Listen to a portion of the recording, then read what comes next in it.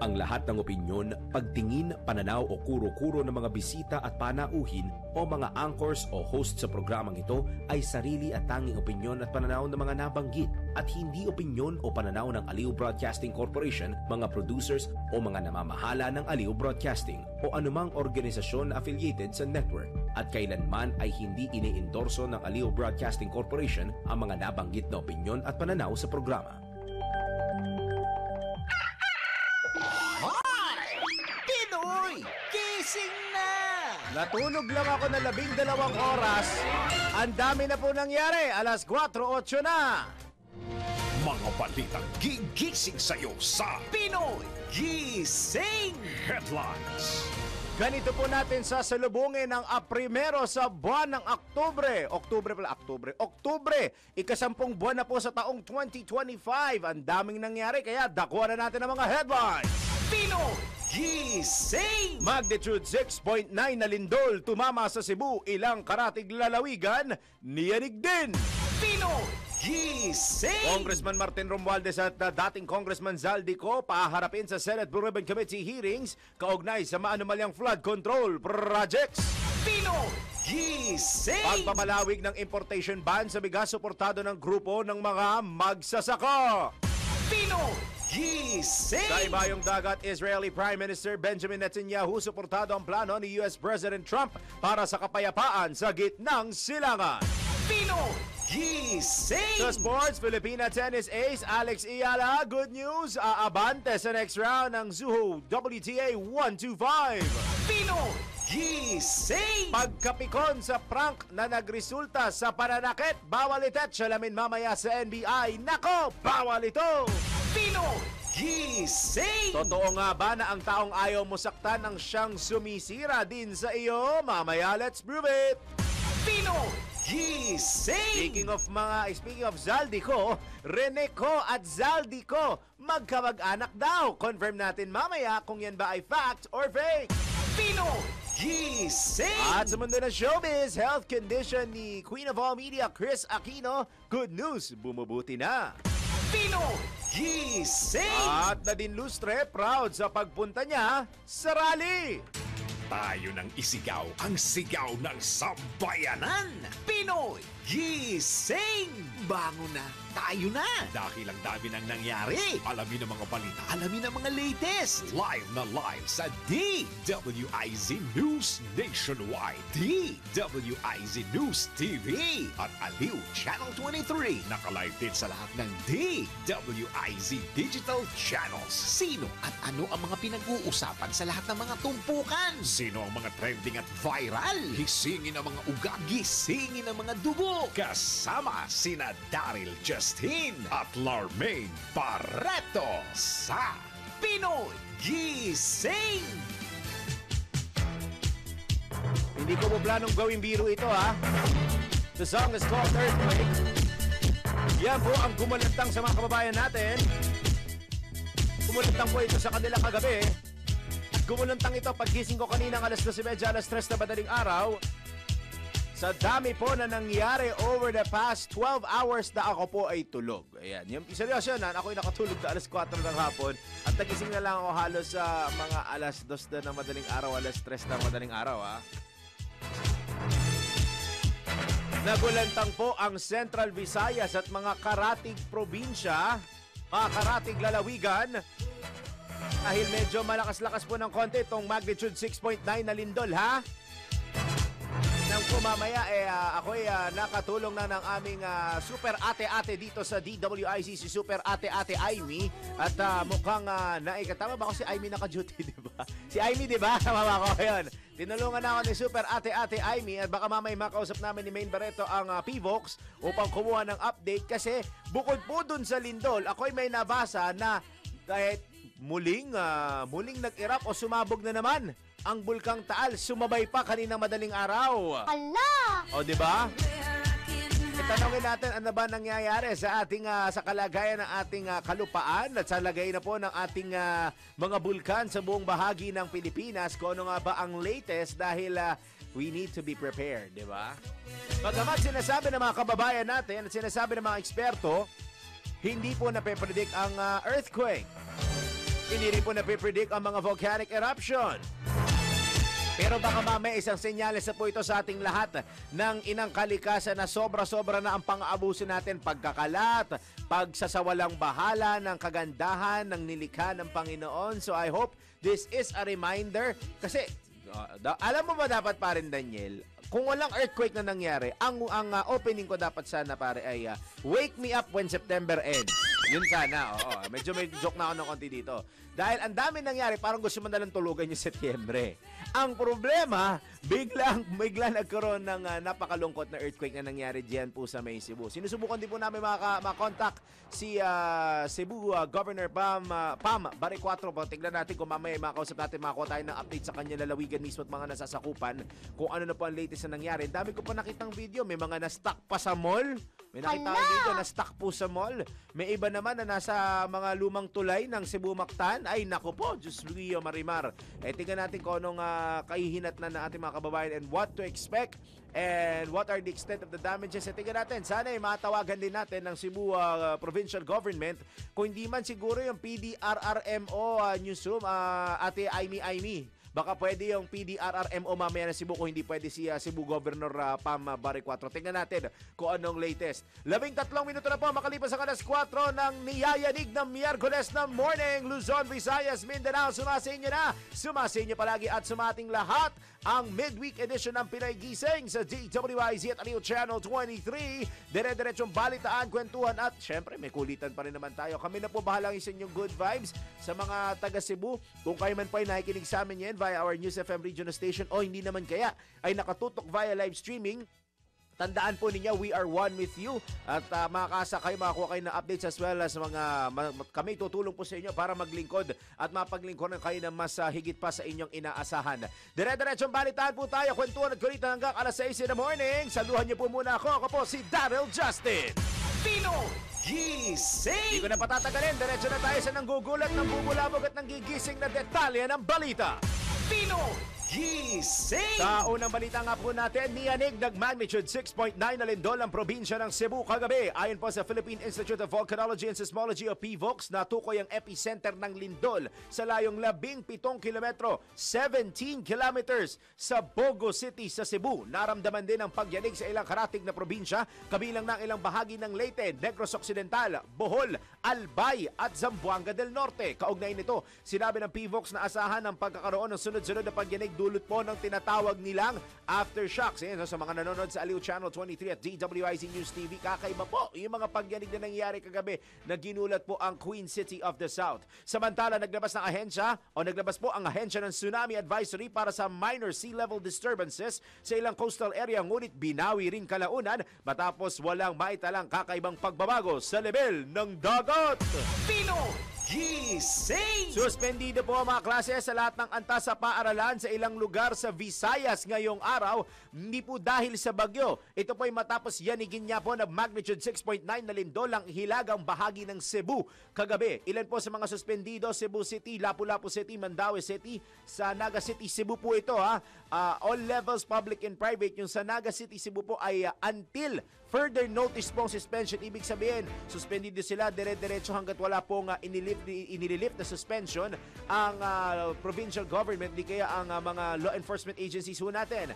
Danao City, Toledo City, Bogo City, Balamban, Consolacion, Compostela, Madridejos, kasama po ang tanggapan ng City Hall ng Madridejos sa Cebu, Malabuyok, Pinamugahan, San Fernando, Santa Fe, Santander at Siboga. Pero sa San Fernando, Cebu po, ang suspension lang po ay elementary hanggang junior high school at public levels lamang po. Suspendido rin ang klase all levels public and private sa Iloilo City. Kuha din tayo siguro ng update kay Kuyang Richard Bertuso kung naramdaman ba sa Cebu yan, ha? Sa Bohol po, Tagbilaran all levels public and private, Kalape at ang Hanga all levels, kasama po ang mga tanggapan ng pamahalaan. Suspendido rin po iyan sa may Bohol, sa may Hanga. Sa Negros Occidental naman, Escalante City, Sagay City at Victoria City, all levels public and private.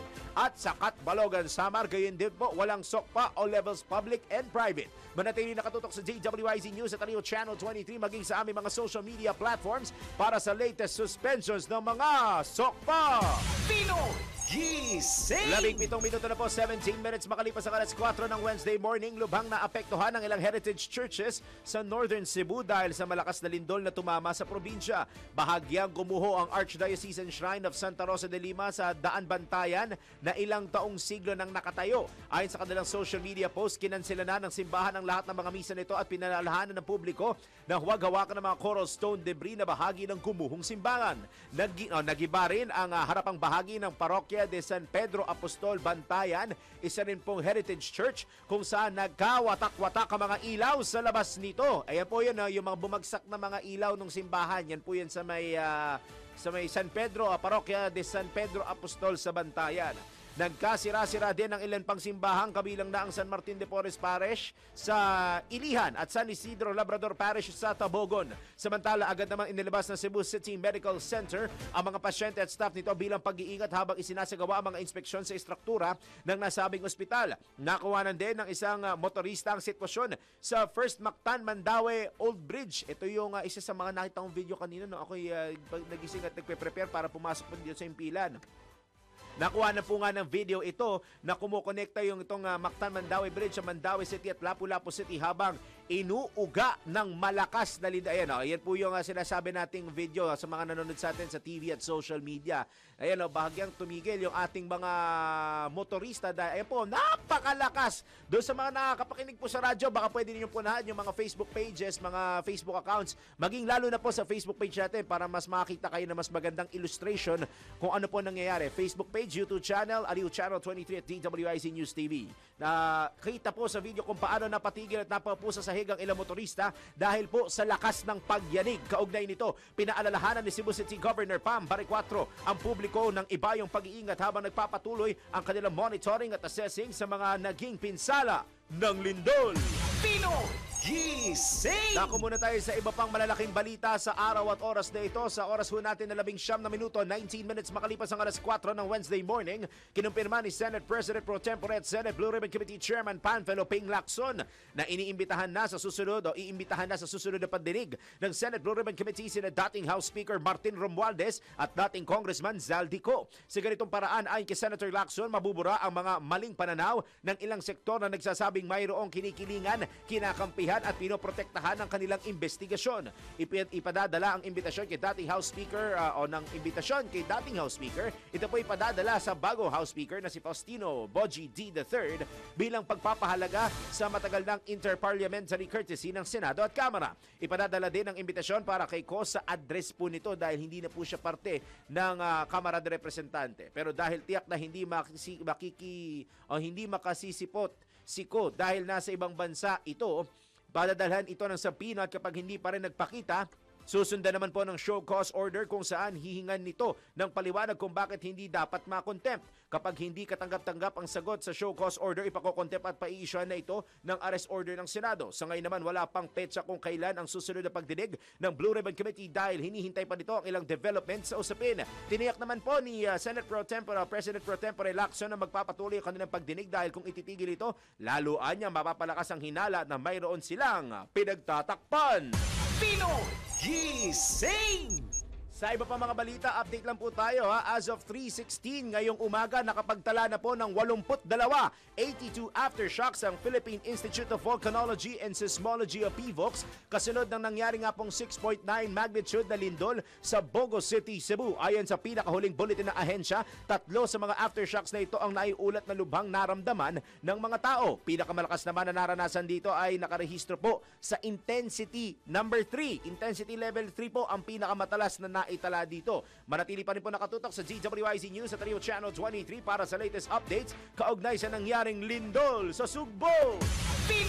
Gising! Sa iba pa nating mga balita, hinikayat na Malacanang si dating Ako Bicol Party List Representative Elizalde na harapin ang mga isyong ipinupukol sa kanya kaugnay sa maanamanang flood control projects. Sinabi ni Palace Press Officer at Communications Undersecretary Claire Castro na bagamat nire-respeto ng palasyo ang desisyon ni Ko na magbitiw bilang miyembro ng Kamara, dapat pa rin anya itong magpaliwanag at humarap kapag may kaso ng isinampal laban sa kanya. Dagdag pa ni Yusek Castro, dapat ipaglaban ng dating kongresista ang karapatan nito at katotohanan katotohanang naaayon sa mga ebidensya na magpapatunay na siya ay inosente o walang kinalaman sa anomalya. Sa ngayon, hinihintay pa anya ng Department of Justice o DOJ ang tugon ng Interpol sa hiling na Blue Notice para kay Ko. Nilinaw naman ni Jose Castro na hindi na pag-usapan ang pagbibitiw ni Ko sa idinaos na pulong ng Legislative Executive Development Advisory Council sa Malacanang, kung saan dumalo sina Pangulong Ferdinand Marcos Jr. at House Speaker Faustino Bogie D. III.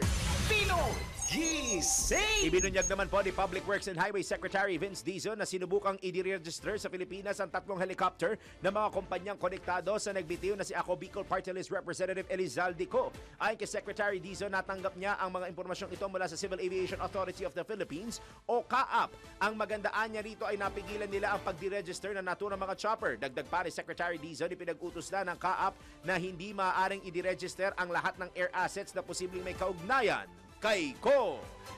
Pinoy Gising! Sa iba pa natin mga balita bago tayo dumako sa mga reports, Welcome sa grupo ng mga magsasaka ang desisyon ng Department of Agriculture na palawigin ng 1 buwan o kahit hanggang katapusan ng taon ang rice importation ban. Ayon kay dating Agriculture Secretary Leonardo Montemayor na siya ring chairman ngayon ng Federation of Free Farmers, malaking tulong sa mga local farmers ang ekstensyon sa gitna ng pagsadsad ng farm gate price ng palay. Gayunman, hindi anya sapat ang hakbang na ito kaya humihiling sila sa DA, partikular sa Secretary Francisco Tio Laurel Jr. na magpataw ng karagdagang taripa sa inaangkat na bigas. Hindi pa rin sapat yung yung import ban. Kaya nga nagsampa yung sama namin ng isa pong petisyon sa tanggapan ni Secretary Chu Laurel sa DA na sang-ayon po doon sa isang batas na ang tawag ay Safeguard Measures Act. Ay nanawagan po kami sa ating kalihim na sa loob ng 30 days magpataw siya ng karagdagang taripa sa imported na bigas upang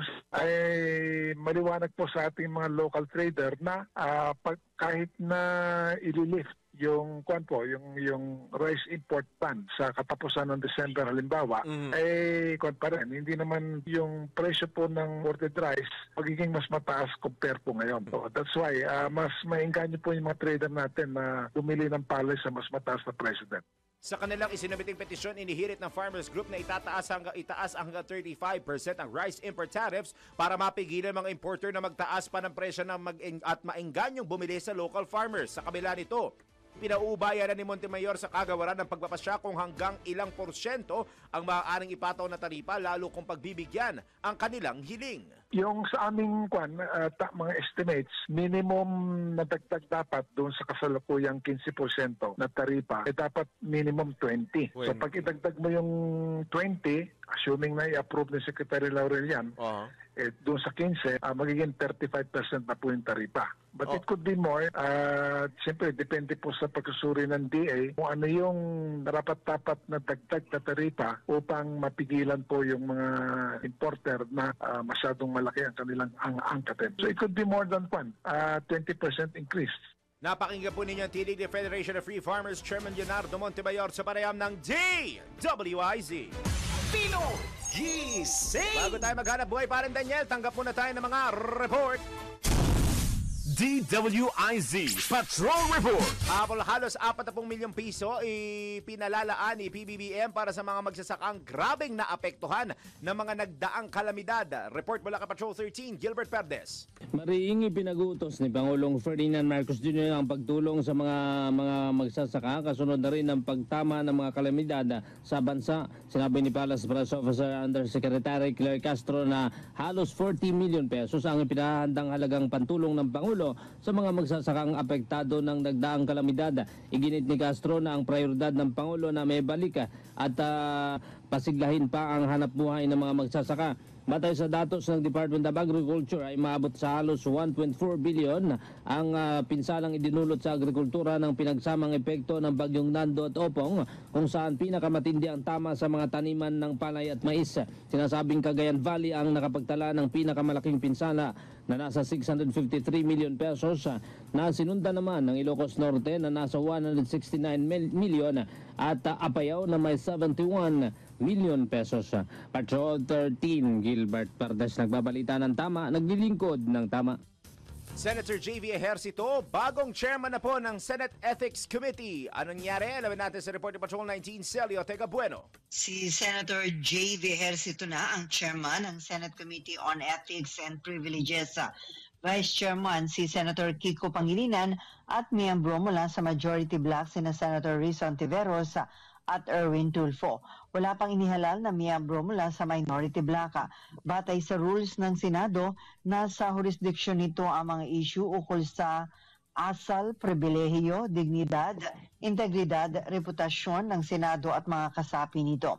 May kapangyarihan na magrekomenda ng pagkastigo at pagsipa sa senador ang Ethics Committee.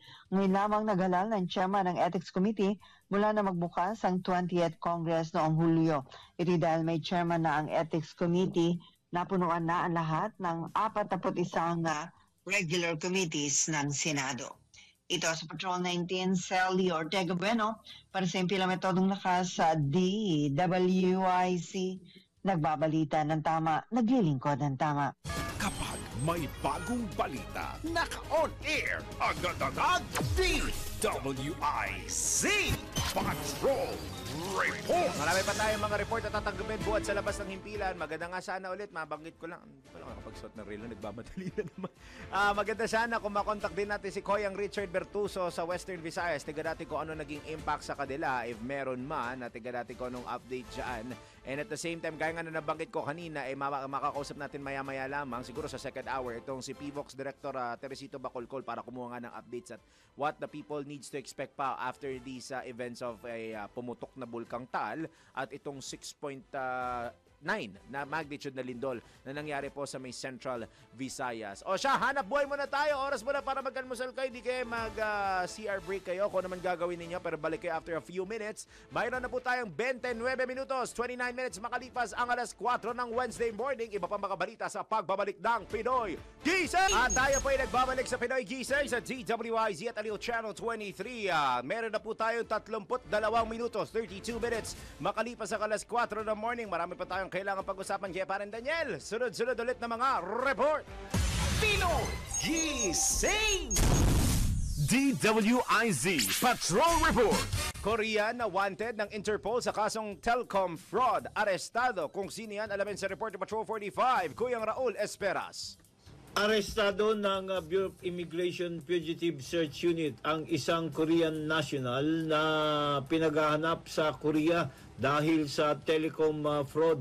Sangayon kay Immigration Commissioner Joel Anthony Biado, ang Interpol notice ay ipinalabas ng Korean authorities o Korean police matapos makapambiktima ng 58 katao sa South Korea na nagkakahalaga ng 50 milyong pisong won o equivalent sa 2 milyong piso sa ating pera. Sangayon kay Commissioner Biado, ang suspect ay nakilalang si Hong Sai-byuk, 24 na taong gulang, na naaresto dahil na rin sa koordinasyon ng Fugitive Search Unit at ng Interpol, gayon din ng Korean Police. Ang suspect ay isa sa ilalim sa deportation proceedings bago ito bigyan ng ticket patungo o pabalik ng Korea. Raul Esperas, Patrol 45, nagbabalita ng tama, naglilingkod ng tama, sa Impila Metodong Lakas, DWIC. Samantala, school caravan para sa pag-aalok ng white beep cards, puting beep cards sa mga estudyante isinusulong ng pamahalaan. Nagbabalik si Patrol 13, Gilbert Perdes. Itinutulak ngayon ng pamahalaan ang school caravan para sa white beef card sa mga estudyante at mag-aaral. Sa Bagong Pilipinas ngayon, sinabi ni DOTR Acting Secretary Giovanni Lopez na nakipag-ugnayan na sila sa Department of Education at local government units upang malaman kung aling mga eskwelahan ang uunahing puntahan. Paliwanag ng opisyal, isang paraan ito para mailapit sa taong bayan ang serbisyo ng pamahalaan. Nilinaw naman ng kalihim na lahat ng klase ng estudyante ay pwedeng mabigyan at magagamit ng white beef cards. Kabilang dito ang mga regular na estudyante na nagmamasteral, doctorate law students at iba pang mga nag-aaral basta may maipapakitang valid student ID. Patrol 13, Gilbert Perdes, nagbabalita ng tama, naglilingkod ng tama.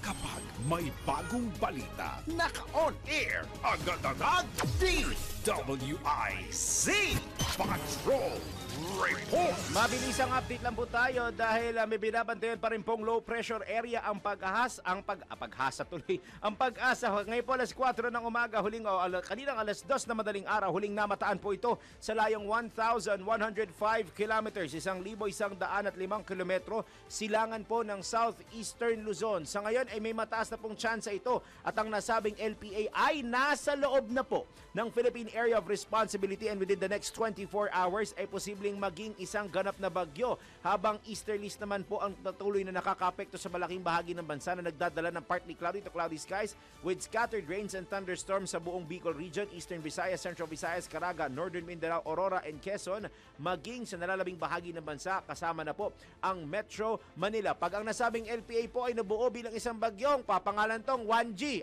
1G tuloy. Paulo pala kasi si 1G, pangalan niya ay Paulo. So Paulo, pag naging bagyo ka, BL ka muna. Pag naging bagyo po yung LPA, tatawagin natin siyang Bagyong Paulo. Hindi po si 1G, pero yung bagyong si Paulo. Manatili nakatabay lang po sa DWIZ News, Aliw Channel 23. Ay, singit ko na rin. Ang sunrise mamaya, alas 5:46 na morning. Manatili nakatabay sa aming himpilan sa aming mga social media platforms para sa latest lagay ng panahon. Pino Gising! Arin Daniel, tanggap ulit tayo ng mga report. DWIZ Patrol Report. Mahigit 35 billion pesos na halaga ng smuggled goods na kumpiska ng Bureau of Customs sa nakalipas na 8 buwan. Detalye Patrol 5, Aya Yupanco. Halos 35 bilyong pisong halaga ng smuggled goods ang nakumpiska ng Bureau of Customs sa loob ng 8 buwan. Sa report ni Assistant Commissioner Vincent Philip Maronilla kay BOC Commissioner Ariel Nepomuceno, resulta ito ng kabuang 633 operasyon ng ahensya mula Enero hanggang Agosto ng kasalukuyang taon. Pinakamalaking nakumpiska ng BOC ang 20.166 bilyong halaga ng mga puslit na produkto. 4.78 bilyong halaga ng wildlife at natural resources. 4.6 bilyong halaga ng illegal na droga, sigarilyo o tobacco na 2.1 bilyon ng halaga na itong beef products at 1.4 bilyong halaga ng mga peking produkto. Bukod pa rito, ang 14 o 40 illegal na importer at customs broker na binawian ng accreditation ng BOC dahil sa paglabag sa trade law sa loob din ng 8 buwang operasyon ng ahensya. It is Patrol number 5. Ay, para sa implementado ng lakas, DWIZ. Nababalita ng tama, naglilingkod ng tama. Kapag may bagong balita, naka-on air, agad-agad, DWIZ Patrol Report. Sa pagpapatuloy ng ating balitaan, tiniyak ng National Food Authority na hindi dito pahihintulutan ng pagbebenta ng bigas sa single-digit na halaga upang matulungan ng mga magsasaka. Ayon kay NFA Administrator Larry Lacson, batid nila ang tunay na production cost ng bigas kaya sisiguraduhin nilang hindi malulugi ang mga magsasaka. Bagamat may ilang trader na nag-alok ng presyo mula sa 7 piso hanggang 10 piso, tiniyak ng ahensya na hindi ito bababa sa tinakdang halaga at patuloy na susuporta sa mga magsasaka upang makamit ang tamang kita. Dagdag pa ni Administrator Lacson, mahaba man ang pila ng mga magsasaka na nais magbenta sa NFA, nagbibigay naman ito ng pag-asa na mabibili ang kanilang ani sa makatarungang presyo. Hindi kami papayag o hindi namin gagawin na single digit ang presyo ng palay. Kasi alam namin ang production cost. So hindi kami magiging agent na malulugi yung ating mga magsasaka. Ang gobyerno ay patuloy na susuporta na kahit paano ay kumita ang ating mga magsasaka. Hindi bibili ng less than 10 pesos si NFA. Napakinggan po ninyo ang tinig ni NFA Administrator Larry Lacson. Pino Gising! 20 minutos na lamang po bago mag-alas 5 in the AM. Report naman mula sa Metro Patrol. Metro Patrol reports. DepEd Secretary Angara inilunsad ang edukahon sa DepEd Bulacan Division Office. Alamin natin detalye live mula kay Kuyang Louie Angeles. Kuyang Louie, magandang umaga. Yes, magandang umaga. Sa pangunguna ni DepEd Secretary Sani Angara, nilunsad ang Edukahon, isang programang inaangkop upang matiyak ang tuloy-tuloy na edukasyon at kaligtasan ng mga guro at mag-aaral sa gitna ng kalamidad na sinasapit lalo na sa bayan ng Kalumpit, Bulacan. Bilang bahagi ng pagpapatupad ng programang ito, personal na bumisita si Assistant Secretary for Operation Dr.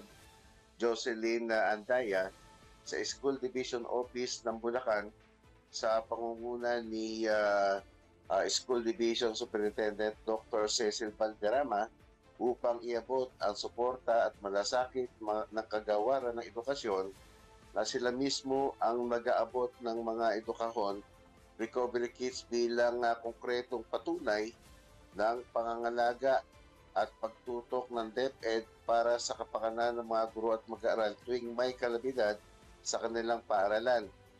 Pagpapatunay na pagbibigay, pagpapahalaga sa kapakanan ng mga bata at maging nitong mga guro nga sa naturang mga pampubliko paaralan.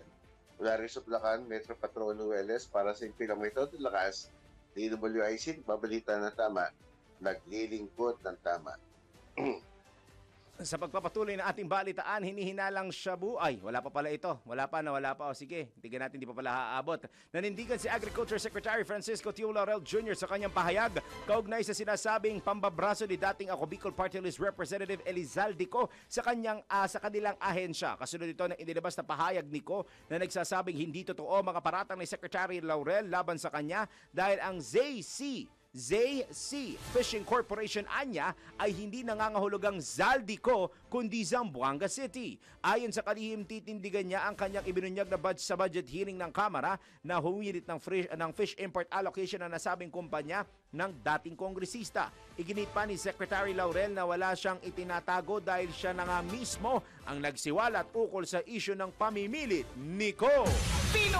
Gising! Ngayon naman po, sa iba pa natin mga balita sa oras na ito, nagtala na, naloko mo ako Bambam nakapagtala ng phreomagmatic eruption ng Philippine Institute of Volcanology and Seismology o PVOX mula sa Bulkang Taal. Ayon po sa ahensya, nagdulot ito ng 2,500 meter high na eruption plume pahilagang kanluran o northwest. Samantala, bandang alas 2:15 bandang alas 2:15 po ngayong madaling araw natapos ang pag-aalboroto ng nasabing bulkan, ngunit nananatiling nakataas ang alert level 1 para sa Bulkang Taal. Gising! Is this your final answer, my dear Neil Joy Abella? Is this your final answer? Final answer na, ronda tayo sa probinsya. Ronda Probinsya! Resolusyon na kumukundina sa talamak na korupsyon sa bansa ipinasa ng sangguniang panglungsod ng Naga. Aba, pasado na pala. Report mula kay Kuyang Melvin Machado. Isang resolusyon ang ipinasa ng Sangguniang Panglungsod ng Naga na mahigpit na kumukundina sa talamak na korupsyon na nangyayari sa bansa. Si City Councilor Frank Mendoza nag-sponsor ng naturang resolusyon na sinuportahan naman ng kanyang mga kasamahang konsyal ng lungsod. Ayon sa konsyal, tila naging normal na ang sabwatan sa korupsyon sa ilang tanggapan ng gobyerno nang hindi sumang-ayon dito ay siya pang ikinahihiya. Samantala, may ilang hakbang nang ginagawa ang pamahalang lungsod ng Naga upang tiyakin na maayos ang mga proyekto sa lungsod, kagaya ng pagbuo ng project monitoring team kung saan lahat ng proyekto sa lungsod ay kailangang dumaan sa inspection bago bayaran ng pamahalang lokal. Sumulat na rin ang tanggapan ni Mayor Lenor Bredo sa DPWH na bigyan sila ng listahan ng mga proyektong ginawa sa lungsod upang kanilang tingnan kung wala itong anomalya. Ito ang Ronda Patrol, Melvin Machado para sa Pilang May Todong Lakas, DWIZ. Nagbabalita ng tama, naglilingkod ng tama. Gising! Samantala, punta naman tayo ng Calabarzon. 3 pulis sa Batangas sugatan sa enkwentro kahapon. Report mula kay Kuyang Arman Cambe. Kuyang Arman, magandang umaga. Good morning, Daryl, and good morning, Maine. 3 pulis ang nasugatan matapos mauwi sa enkwentro ang buy-bust operation kontra sa isang grupo ng mga nagbebenta ng illegal na baril sa Batangas City kahapon. Kinilala man ang sugatang alagad ng batas na sina Police Major Edgar Pabregas, Police Staff Sergeant Arvin Hilagan, at Police Staff Sergeant Ernest Pabonan, pawang mga tauhan ng Batangas City Police Station. Sa investigasyon, magsisilbisan na ng search warrant ang mga otoridad sa hideout ng mga suspects sa pamumuno na isang nagngangalang alias Brando. Nang paputukan ng mga ito ang paparating ng mga pulis. Agad na tinamaan ng 3 pulis at mabilis naman na isugod sa ospital. Tinutugis naman ng mga tauhan ng Batangas Police Provincial Office ang mga tumakas na suspect. Arman Cambio mula Calabarzon, nagulat pa sa impila may todong lakas. DWIC nagbabalita ng tama, naglilingkod ng tama. Pinoy Gising! Mula Calabarzon, padigtayan ng Bataan, mahigit 1.6 million na halaga ng shabu na kumpiska sa isang bagong kinilalang high-value individual sa Balanga City, Bataan. Live report mula kay Kuyang June Bringula. Kuyang June, magandang umaga. Magandang umaga. Tinatayang aabot nga sa mahigit na 1,600,000 pisong halaga ng hinihinalang shabu ang nakumpiska ng tropa ng Bataan na PNP sa isang bagong kinilalang high-value individual. Naaresto ang 33 years old drug suspect sa bypass operation sa barangay Tuyo sa lungsod na ito. Bata ito sa report ng Balanga City Police kay Colonel Marte Salvadora, ang premiadong provincial director ng Bataan PNP. Ayon kay Colonel Salvadora, nakakumpiska ang kanyang mga tauhan mula sa suspect na tubong barangay Tugatog sa Orani, Bataan ng ilang sachet ng shabu na tinatayang tumitimbang humigit kumulang na 240 grams. At ito ay nagkakalaga ng 1,632,000 pesos. Na ngayon, nasa custody na ng Balanga City Police ang naturang suspect at patuloy na sumasalalim sa masusing investigasyon. June Bringula para sa Imperial Metro de Lucas, DWIC, nagbabalita ng tama, naglilingkod ng tama. Pinoy Gising! Maraming salamat Kuyang June Bringula. Samantala, ay tayo maghanap buhay na muna. Bigyan ko lang kayo ng isang parang behind the scenes. Sa radyo kasi, pag di nyo nakikita, pagka sumenyas po ang anchor na ganito, ibig sabihin ay commercial break. Ito man yun o ito, commercial break man po. Bago na po ngayon ang senyales sa binibigay sa akin ngayon ng kasama natin. Ito na raw po ngayon yun. So, A. Oras po natin, alas 4:47 ng morning. Tingnan natin kumakabol si Kuyang Ronald, NBI at Showbiz after the break sa pagbabalik po ng Pinoy Gising! Sa pagbabalik natin sa Pinoy Gising, sa oras po na 9 na minuto bago sumapit ang alas 5 ng AM, NBI muna tayo. Pagkapikon sa prank na nagresulta sa pananakit. Uy, pwede magbiro pero wag naman na yung wag naman na yung magkakasakitan. Bla bla bla tayo. Bawal manakit, di ba paring Mener? Pag nanakit ka, ang nanakit galit. Yan lang yun, ha? O, alamin natin kung ano lupit naman ng isa pa nga. Pag anong klase para nakip yun. Yan dapat doon sa mga nangurakot. Pero wag nyo na silang saktan, hayaan nyo na sila. Ito po ang NBI, nako, bawal ito. Alamin kung bawal o hindi. Dahil kung di mo alam to, kaso ang kakaharapin mo sa NBI. Nako, bawal ito. Pagkapikon sa prank na nagresulta sa pananakit, nako, bawal ito. Sa panahon ngayon, kahit sino ay maaaring maging biktima ng isang prank. Pero paano kung humantong sa pisikal na pananakit ang pagkapikon sa isang biro? Nako, alam mo bang labag sa batas yan? Sa ilalim ng Article 266 ng Revised Penal Code, maituturing na slight physical injury kung ang ginawang pananakit sa ng prank ay nagdulot ng 1 hanggang 9 na araw na sakit. Kung ang pananakit naman ay nagdulot ng matagalang karamdaman o deformity, maituturing itong serious physical injury alinsunod sa Article 263 ng Revised Penal Code. Ang sino mang lumabag ay maaring mapatawan ng aresto menor hanggang prison mayor o pagkakakulong ng mula 1 hanggang 30 araw o pagkabilanggo ng mula 6 na taon hanggang 12 taon. Ayon sa batas, hindi kinikilala ang pisikal na pananakit bilang tamang tugon sa emosyon. Hindi maituturing na self-defense kung napikon ka sa prank, lalo na kung hindi ito nagdulot ng takot o panganib sa iyong buhay o seguridad. Ng prank man o nanakit, parehong may pananagutan sa mata ng batas. Walang joke lang kapag mayroon ng nasaktan. Huwag gawin sa iba ang ayaw mong gawin sa iyo para hindi ka masabihan ng, nako, bawal ito. Pinoy Gising! Ay, may humahabol bago tayo mag-showbiz. Papasukin muna natin ng isa pang Ronda Probinsya. Ronda Probinsya! DILG Region 3 nagpaliwanag sa nakitang red-plated vehicles na halos nag-okupa sa parking space ng isang hotel casino sa Clark Freeport. Aba, saan kaya yan? Alamin natin kay Kuyang Johnny Gole. Kuyang Johnny, good morning! Yes, maraming pinaglaan ng pamunuan, Department of Interior and Local Government na regional office side na meron silang maginaos sa okasyon na ginanap sa isang kilalang hotel casino dito sa loob ng 12 Freeport zone. reaksyon nito ng DILG sa California matapos nakita sa social media post ang red plate numbers ng mga sasakyan ng ahensya na halos umukupa na sa parking space ng Natabing Hotel Casino nitong nagdaang linggo.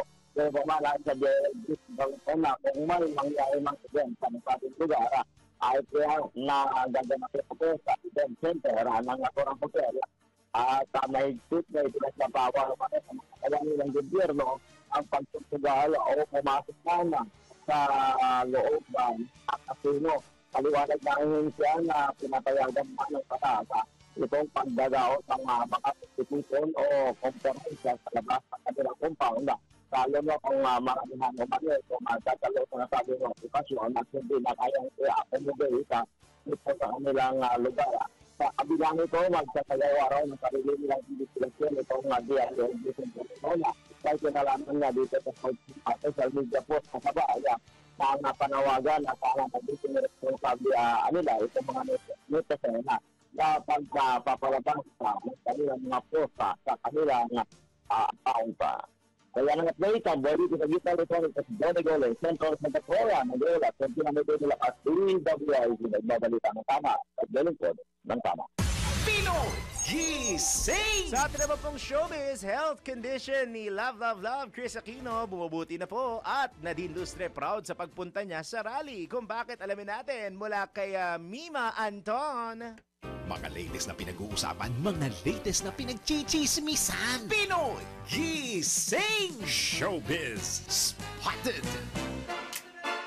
Good morning, Dada! Good morning! Good morning, everyone! Ayan, let's pray for Cebu, ha? Yes! Oo, Exactly. matindi. May mga naglalabasan kasi balita na 6.9. Ang iba naman 6.7. Pero mas marami ang 6.7. Oh, okay. Oo. Pero nilabas ng PBOX yung 6.9 eh. 6.9 nilabas ng PBOX. Ayun, 6.9 pala. Oo, pero ang marami. Although ang nakita 6.7 ang Philippine Star, ang GMA, ang Freeman, ang 1PH, yun ang mga 6.7. Pero meron ako nakita na 6.9. Oh, may konti pa nga. Sorry, habol ko lang. Lumabas 5 minutes ago. Meron na namang mahinang earthquake sa Cebu. 4:41 ng umaga, magnitude 2.9 lang naman. Pero meron ulit kasi may mga ito yung mga aftershocks ha. Yes, ingatan po sa mga sarili. Correct, oo. Maano talaga 'yan. Asahan talaga yung mga aftershocks na 'yan mga kaibigan. But anyway, punta na tayo sa ating balitang showbiz. Nako, maganda na nga ang nangyayari sa buhay nitong si Chris Aquino, no? Dahil mukhang nagiging maayos na ang health condition nito. Nitong September 25 lamang ay nakita ito si Chris na pumunta sa birthday party po naman ng kanyang paboritong makeup artist na nakalimutan kong pangalan lamang. Mamaya sabihin ko makeup artist dito sa Instagram account ng kanyang makeup artist ay ipinost ito ang mga pictures kung saan kuha itong sa kanyang celebration kasama ni Chris Aquino ang kanyang dalawang anak na si Bimbi at saka si Josh at makikita sa picture mga kaibigan na na lahat sila ay mga naka-face mask. Pero makikita naman na nagkakalaman na itong si Chris Aquino. Uy, that's good. Ayan, nakikita at siya. Ayon dito sa kanyang tawag ito sa kanyang makeup artist, ito ay surprise daw ni Chris sa kanya. So nagulat nga siya. Nagulat siya dahil hindi niya akalain na magkakaroon ng magbibigay ng surprise sa birthday party sa kanya itong si Chris at pumunta pa ito mismo. Oo, ayun. So nagkakalaman-laman na nga itong si Chris at marami nga ang nakakapansin na maayos na rin ang aura nito at nakakalabas-labas na rin ito ng kanyang bahay. Ginanap yung naturang selebrasyon dito sa isang lugar sa San Juan City. Jonathan Velasco. Si Jonathan Velasco, yes. Oo. Actually, sinabi din yan ng aking kaibigan na media confidante nitong si Chris Aquino na si Kuyang Dindo Balares. Si Kuyang Dindo Balares kasi, madalas kayo magkakwentuhan yan eh. Kahit hanggang ngayon, at talaga nag-update, humingi ako ng update sa kanya tungkol kay Chris. Magkababayan kasi kami niyan. Pareho kami Bicolano, although magkalayo lamang kami ng town, At sinasabi nga niya na kung meron mang gustong malaman ng talagang on the spot tungkol kay Chris Aquino, ay i-message lamang sa Instagram account itong kanyang makeup artist na si Si Jonathan Velasco. Jonathan Ayun. Velasco. Okay. May nilagload ako pero at least dito, Jonathan Velasco. Ayan, Jonathan Velasco. Ayan, so yan na. So congratulations kay Chris Aquino at tuloy-tuloy lamang po ang Prayer Warriors para po naman sa ating paborito na isa sa mga paborito nating mga artista, no, and TV host. And of course, sa ating pa isang balitang showbiz mga kaibigan, proud na proud nga itong si Nadine Lustre sa pagpunta niya sa rally nitong nakaraang September 21 lamang. Ayon kay Nadine, ramdam na ramdam niya ang hinaing at hinagpis ng mga Pilipino, hindi bilang isang artista, hindi bilang isang celebrity, hindi bilang isang Nadine hindi bilang isang Nadine Lustre, kundi bilang isang Pilipino na pumunta siya diyan sa may EDSA. Diyan hindi siya nagpunta ng Luneta eh. Dito siya sa EDSA nagpunta. Sa People Power Monument. Ayan, sa People Power Monument at talagang sabi niya ganoon, nakaka-proud. Sabi niya nakaka-proud pala na sumama sa isang rally na ipinaglalaban mo rin na matapos na ang pangungurap ng mga politiko sa Pilipinas. Sabi niya ganoon. Kasi syempre, alam naman natin mga kaibigan na ang mga artista ang isa sa mga naapektuhan pagdating sa pagbabayad ng tax.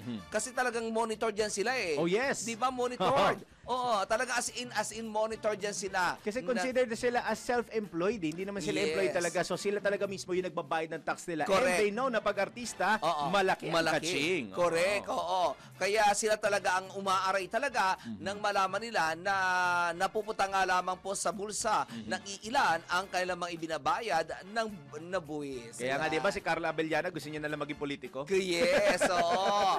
Anyway, yun naman ating mga balitang showbiz mga kaibigan at balik na sa Dada. Maraming salamat, Mimanton, sa iyong showbiz news. Sandali, bago ko palisin si Daniel, nasaan yung pagkapit? Di ba nagba-birthday to no Sabado? Ay, naku, wag mo na asahan si Daniel. Pero congratulate na lang natin yung bagong braces ulit na si Pam. Oo. Wow, talaga ba? Nagpa-brace ulit. Oy, naku, baho ng bunga. Oy! Hindi na sisipin nyo, di ba? Ay, naka! Oy, wag ka. May folder na siya sa HR kasi isang taon niya na ngayon sa Talaga ba? Alam na yan. Anong folder ba ang isasabihin? Akala mo si yan siya kapag pumorma yan siya. Akala mo mga westernized ang datingan yan. Ang kultura niyan parang nasa western country yan. Oo, kasi ang kanyang mga palda abot hanggang sako. Oo, nakakatuwa siya tingnan. Nakakatuwa siya kasi ang ganda-ganda ng suot niya, hindi bagay sa kanya. Super conservative nga lang, no? Hindi, fairness.com.ph ang cute-cute ng tingnan. Lagi akala ko lagi sasayaw eh. Ay, hindi naman. May mga suot siya na mga pantalon na mga baggy, mga jogging pants. Kala mo sasayaw eh. Yes, alam mo yung mga susuot niya, yung mga mahabang palda na yan, usong-uso pa yan sa probinsya, sa mga matatanda. Kasi yung mga matatanda sa probinsya doon, alam mo, yung kapag ka naiihi, gigilid lamang, tapos ibubuka lamang yung Dito na ako. Ibubuka lamang kahit nakatayo. Ganun ang mga matatanda. May mga matatanda pang ganyan sa probinsya na napupunta lamang sa gilid kapag ka naiihi. Tapos ibubuka lamang yung kanilang palda. Tapos okay na yun. Nakatayo lang sila. Skilled din pala to, ha? Baka gawain niya rin yun eh. Gawain niya sa Mimunyos. So, 2 minuto na pa makalipas ang alas 5 na AM. Si Parin Daniel bababa na yan para bumili ng kape. Yan. 2 oras sa Pinay Gising. Susunod na. Gisingin ang mga uga, gisingin ang mga dugo. Kasama sina Daryl Justin at Larmaine Pareto sa Pino Gising. Nagpapalaganap ng tamang balita at tamang paglilingkod sa Metro and Mega Manila at buong bansa. Ito ang News and Information Station ng Aliw Broadcasting Corporation. Ito po ang DWIZ. Nagbabalita ng tama, naglilingkod ng tama. Ngayong Pasko hanggang dumating ang 2026. Proud member of ALC Group of Companies. Isang pagpupugay, pasasalamat at pagsisikap ang pangako na aming bibitiwan sa lahat ng aming natanggap na pagpapala. Pagpupugay sa lahat ng nagbigay ng pagkilala sa Aliw Broadcasting Corporation mula sa Philippine Outstanding Brand of the Year, Philippine Finest Business Awards, and Outstanding Achievement, Asia Pacific Luminaire Awards, Southeast Asian Premier Business and Achiever Award. Sa aming mga natanggap, 4-time Best AM Station Awardee, DWIZ 882, 4-time Best Radio Newscaster Awardee, Dennis Antenor Jr., 3-time Best FM Station Awardee, Home Radio 97.9, 2-time Most Promising TV Station Awardee, Aliw Channel 23, at Best Public Service Radio Host Awardee, Bragi Braganza. Pangakong itutuloy ang pagbibigay ng tamang balita at tamang paglilingkod at isang malaking pasasalamat sa tiwalang naibigay sa amin. Pakaasahan yung gagawin naming malaking inspirasyon ito para ipagpatuloy ang maglingkod sa lahat ng Pilipino. Tayo nang isigaw ang sigaw ng sambayanan. Pinoy Gising! Bangon na! Tayo na! Dahil ang dami nang nangyari. Alamin ang mga balita. Alamin ang mga latest. Live na live sa DWIZ News Nationwide. DWIZ News TV. At Aliw Channel 23. Nakalive din sa lahat ng DWIZ Digital Channels. Sino at ano ang mga pinag-uusapan sa lahat ng mga tumpukan? Sino ang mga trending at viral? Gisingin ang mga ugat. Gisingin ang mga dugo. Kasama sina Daryl Justin at Larmaine Barreto sa Pinoy Gising! Eto na po tayo, nagbabalik na po tayo sa oras natin na 5 minuto na 5 minutes makalipas ang alas 5 na Wednesday morning! Yahoy! Yehey! Yading! Ibig sabihin, wala na naman siya. Papasok yarn. Hindi ko siya dumating. Hindi. Oo, magtitreat yan. Oo naman. Corn beef, hindi ka pa pinaka-corn beef, no? Oo. Sa akin, non-fat coffee. Tara. Pwede, di ba? Non-fat coffee, pwede sa akin yan.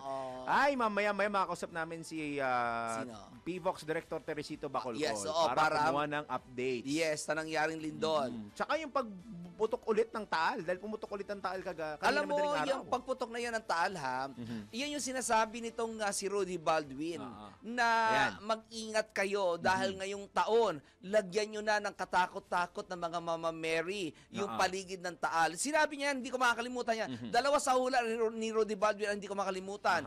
Ngayong taon mangyayari daw, gagamit na ng balsa ang mga Pilipino dahil sa sobrang baha. Iyan ang isa yan. Hindi ko nakalimutan. At saka itong Taal na to, ngayong taon daw ang matinding pagputok niyan na talagang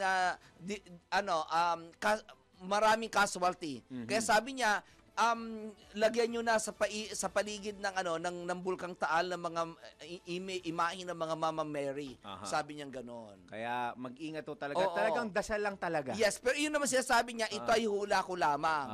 So sabi niya, pwede tayong magdasal. Sabi niya gano'n. At saka walang bayad ang dasal, ha? Sa lahat na pwede mong bayaran ang walang bayad dasal. Yes. Yan ang pinaka-importante, ha? Correct. O siya, sumasayin nyo na naman, sumasayin nyo palagi. Sumaatin lahat! Ikalimang oras na po ng Pinoy Gising sa DWIZ Aliw Channel 23. Dire-diretso tayong ka 6 in the morning. Sa ngalan po ni Maine Barreto, Daryl Justin. At syempre, Anton, na walang apelyido. Pinoy Gising! Mga balitang gigising sa'yo sa Pinoy Gising Headlines.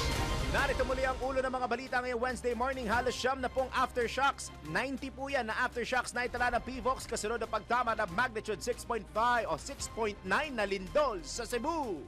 Pinoy Gising! Senate Blue Ribbon Committee iimbitahan sa pagdinig sina Congressman Romualdez at Zaldico kaugnay sa maanumalyang flood control projects. Pinoy Gising! Pagpataw ng karagdagang taripa sa inaangkat na bigas hinihing ng grupo ng mga magsasaka. Pinoy Gising! Sa ibayong dagat, Israeli Prime Minister Benjamin Netanyahu suportado ang plano ni US President Trump para sa kapayapaan sa gitnang silangan. Pinoy Gising! Sa Sports Filipina Tennis Ace Alex Ayala aabante sa next round ng Zhuhao WTA 125. Pinoy Gising! Sa ating Let's Prove It, totoo nga ba na ang taong ayaw mo saktan ang siyang sumisira sa'yo? Mamaya, Let's Prove It! Pinoy Gising! Rene Ko at Zaldi Ko, magkamag-anak daw. Confirm natin mamaya kung ito ba ay fact or fake. Pinoy Gising! At sa mga naglalaki ang ulo ng mga taga-PhilHealth. Hi, good morning! Siyempre mga kaibigan, si Shovi Itrata nagpaliwanag sa tila pandidirin niya kay Vice Ganda. Pinoy Gising! At sa isa pang malaking ulo, Showbiz pa rin yan. yeah. ng mga balita ng showbiz, Janela Salvador, inaming wala siyang utang na paliwanag sa publiko sa pagiging malapit nila ni Clea Pineda. Gisingin ang mga uga, gisingin ang mga dugo. Kasama sina Daryl Justin at Larmaine Barreto sa Pinoy Gising! Mabilisang good morning lang sa ating 12 million viewers this morning sa Facebook. Good morning po kina Mama Erna. Ang aga! Mga Kuyang Nelson Malinaw. Papa Nels. Nandiyan na rin siya, si Papa JM Becunia. Papa JM! Ayan, ang ganyan panawagan kasama natin. Let's pray for Cebu. Yes. Yan ang importante dyan. Janet Gaudia, na fan ni Ronnie Liang. Yes. Good morning. Good morning. Ayan, Papa Dave Alan Escondo. Papa nandiyan na Dave. rin. Bago ito, si Anekina o Anekina? Anekina Quina. Anekina Quina. Sino ba ito? Anekina Quina. Anekina Quina pala. Ayan, Anekina Quina. Oo. Ayan, ang ganda ng name ha. Iba ba yung pangalan na ito? Oo, Anekina Quina. Ayan, Good morning po. Tristan Wyatt Gulay, magandang Good morning, umaga. Papa Trish. Monet Kari Liwa. Ay, bago rin. Bago rin to, si ating Monet Mama Kari Monet. Liwa. Good morning, Ayan. Mama Monet. Si Batman! Bye! Ayan na siya. Ayan. Ay, you're gonna be happy today. Bakit? Local o foreign? Foreign. Local. It's Bea Alonzo. Abay naman, Bea Alonzo. Ay, masama muna natin. Good morning din po. Shout out kay Maine Barreto. Good morning. Yes. Hi, good morning. Ang tare, Bea Alonzo, ikaw talaga ha. Mga Batman ka talaga dyan ha. Binudol ka. Ayan. Good morning po sa inyo. At gaya nga nasabi namin, let's Yes. pray for Cebu. Correct, oo. Yan ang pinaka-importante sa lahat. Correct, oo. Tama, Magandang umaga pa rin po sa lahat na nakikinig sa 882 Metro and Mega Manila at ginagawang radyo kanilang mga TV sa DWIZ News TV at Aliw Channel 23. Balik muna tayo sa mga balita. Pinoy Gising! May mga naitalang namatay ang bayan ng San Remigio, Cebu matapos itong yadigin ng magnitude 6.9 na lindol. Ayon kay PNP San Remigio Police Chief Captain Jan Elcid Layug, isang bata ang nasawi sa barangay Look matapos po itong mabagsakan ng pader habang natutulog. Samantala, inaalam pa ng mga otoridad ang bilang ng mga nasawi matapos mabalitaan na may mga nasawi sa isinasagawang laro ng isang basketball court sa naturang bayan. Dahil dito, pinag-iisipan na ng lokal na pamahalaan ng San Remigio na magdeklara ng state of calamity upang agad na maumpisahan ang response at relief efforts. Pinoy Gising! Pinabatid naman po ng National Grid Corporation of the Philippines o NGCP na tumanggap ng danyos ang kanilang Bantayan substation matapos ang pagyanig ng magnitude 6.9 na lindol sa Hilagang Cebu kagabi, Setyembre at 30. Ayon sa NGCP, naputol ang power lines ng Cebu Negros Panay Bohol Grid na nagsusupply sa Leyte, Samar at ilang bahagi ng Bohol. Patuloy pang tinitignan ng NGCP ang lawak ng damage sa kanilang pasilidad sa mga lugar na naapektuhan ng lindol, ngunit matatagalan pa ito dahil sa patuloy na aftershocks. Pinoy Gising! 12 minuto na po, 12 minutes makalipas ang alas 5 ng Wednesday morning. Yahoy! Ipinagutos ni Bagong Upong Cebu Archbishop Alberto Uy ang mga bahay dalangin ng sakop ng Archdiocese of Cebu na magsagawa ng structural assessment sa kanilang mga simbahan matapos yanigin ng magnitude 6.9 na lindol ang hilagang bahagi po ng Cebu. Inabisuhin din ng Arsobispo mga pari mula sa mga lugar na malubhang naapektuhan ng lindol na huwag munang magmisa sa loob ng mga simbahan hanggang hindi na idedeklarang ligtas gamitin ang mga ito. Dagdag pa ni Archbishop Uy, ipinapanalangin niya sa may kapal na ang kapanatagan at lakas ng Cebuano sa gitna ng nangyaring sakuna. Matatandaan ang ilang simbahan sa mga bayan ng Tabogon, Bantayan, San Remigio at Daan Bantayan ang lubhang nasira ng nasabing lindol. Pinoy Gising! Matapos po ang ilang araw ng walang matinding pagulan, mayroon na naman nga pong sama ng panahon o LPA sa loob ng Philippine Area of Responsibility. Ayon sa latest na ulat ng Pag-asa, namataan ng LPA sa layo pong 1,105 km. Mabako, ito po ay 1,105 Nagulat ako dito. Ito po ay nasa layong 1,105 kilometers east of southeastern Luzon. May mataas na chance na po na sabing LPA ay mabuo bilang isang ganap na bagyo at pagka ito po ay naging tropical depression na, bibigyan ng local name na Paulo. Manatiling nakantabay sa DWIZ News, Aliw Channel 23 at sa lahat ng ating mga news digital platforms para sa latest sa lagay ng panahon.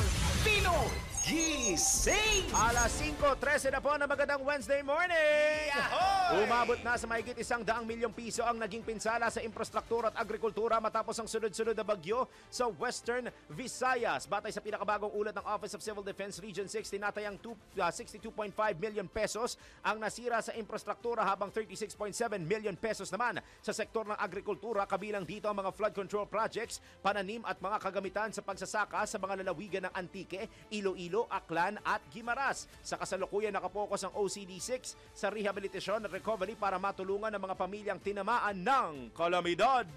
Pinoy Gising! Tatabay pa tayo ng mga updates din sa mga kasamahan ho natin sa labas ng himpilan, lalo na sa mga kasamahan ho natin sa Cebu sa latest na situation doon, lalo po at hindi pa stable ang nangyayari dyan po sa may Central Visayas. Naniniwala si House Speaker Faustino D. III na mas magiging maluwag ngayon ang trabaho ng Department of Justice o DOJ, Independent Commission for Infrastructure at ng Senado na habulin si dating Congressman Elizalde Co kaugnay sa issue ng flood control projects dahil sa pagbibitiw nito sa pwesto bilang kinatawa ng Ako Bicol Party List sa Kamara.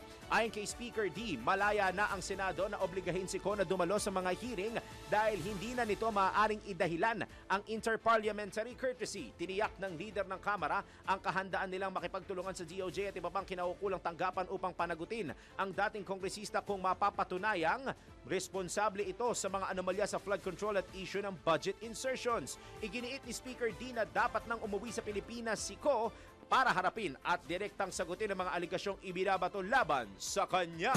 Pinoy Gising! Tiniyak naman po ni Cebu 5th District Representative Duke Frasco na hindi mabubura ang irrevocable resignation ni dating Congressman Elizalde Co sa ang mga nagawang krimen nito. Malinaw para kay Representative Frasco na nilabag ni Co ang House Rules, partikular ang Section 141 na may kinalaman sa pecuniary interest sa isang business enterprise. Ipinunto ni Representative Frasco na ang pagiging shareholder ni Co sa isang construction firm na nakasungkit ng malaking kontrata at proyekto na pinupondohan ng General Appropriations Act. Naniniwala ang kongresista na layunin na inihaing resignation ni Co na hindi ito mapatalsik sa pwesto at hindi maapektuhan ang partido nito. Iginit ni Representative Frasco na ang pagtakas ni Co sa pananagutan sa Kamara ay ang pagpapanatili naman sa pwesto ng Ako Bicol Party List sa Kamara, lalo na ang mga benepisyo at kapangyarihan. Naniniwala ang Cebu Solon na para maprotektahan ang integridad ng mga institusyon ay dapat harapin ng Ako Bicol Party List ang investigasyon, parusa at posibleng diskwalifikasyon.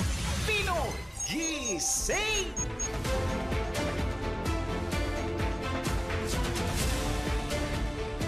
Tuloy-tuloy lang po tayo sa balitaan sa oras po na 16 na minuto makalipas ang alas 5 ng morning. Tanggap muna tayo ng ulat mula sa probinsya.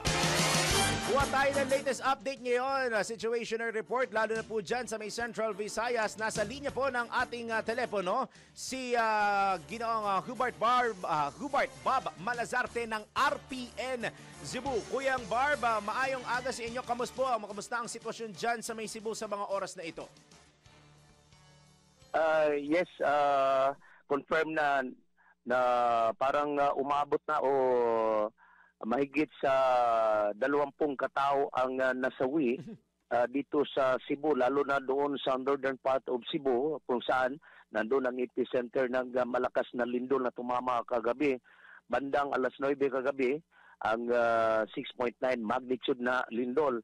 Ayon sa Capital Information Officer, may maraming mga tao ang nasawi doon sa gym o sports gym sa San Remio.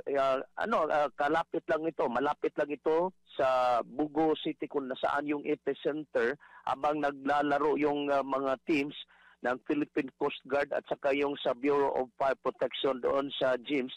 At saka bigla lang gumuho nang tumama yung lindol kagabi. Sa unang ulat na natanggap natin galing doon sa bayan ng San Remigio, may initial na report na 7 ang nasawi. Doon, karamihan dito mga players na naglalaro sa gym doon sa nasabing bayan. Ang iba pang mga nasawi ay doon sa Bugo City at sa ibang mga kalapit na mga bayan sa Bugo City. Habang palapit na yung ibang mga rescue groups, ang provincial government nagpadala na rin kagabi ng mga rescue personnel para ma-augment yung mga rescue personnel doon sa northern part of Cebu. Ayon sa ulat na nakuha natin sa information officer ng Capitol, si Governor Pambare Cuatro mismo ang nangunguna sa nasabing coordination sa rescue operation sa provincial government mismo sa Bugo City.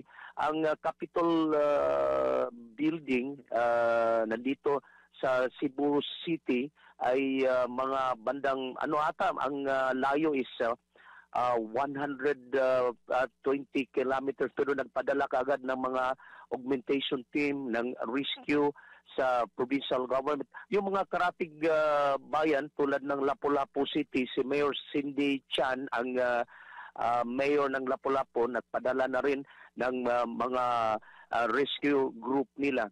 Habang may nakuha tayong balita na yung pinakaunang tulay or bridge dito sa Cebu, yung First Mandawi-Mactan Bridge, ay pinagbawalan na munang madaanan para ma-check yung structural integrity dahil sa nangyaring lindol kagabi. Mula dito sa Cebu, nagulat. Kuya Bob, sorry, yes, may ilan lang kaming katanungan.